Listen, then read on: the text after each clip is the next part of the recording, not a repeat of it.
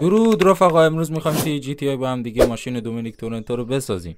برای این کار یا باید دوج چارجر رو داخل شهر پیدا کنید یا اونو بخرید، یا هم اگه مود دارید از طریق ترینر منیو اونو اسپان کنید.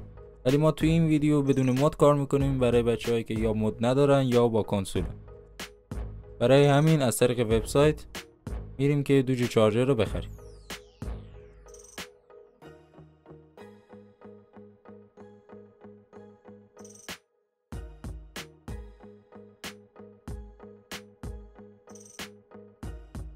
بعد از اینکه خریدیم یکم صبر میکنیم تا بیاد توی پارکینگمون.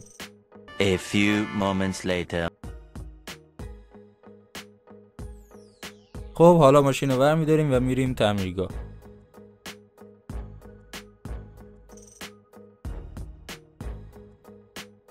$2,000 years later.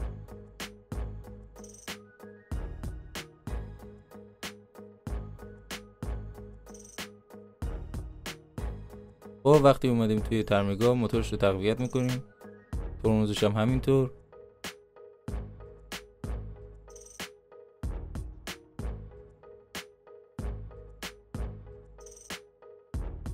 سپرش نیازی نیست. اگزوزم اینو میذاریم. بالای کاپوتش هم سوپر شارژر میذاریم.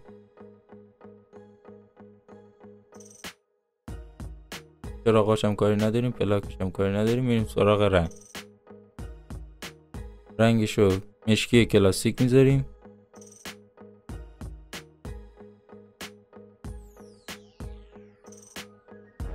و رنگ ثانویه رو روی بروم. سقفش هم همرنگ خود ماشین میکنید. اسپولر هم نمیخواد، ارتفاعش هم میاریم پایین. انتقال قدرت هم تا آخر. و میریم سراغ چرخا.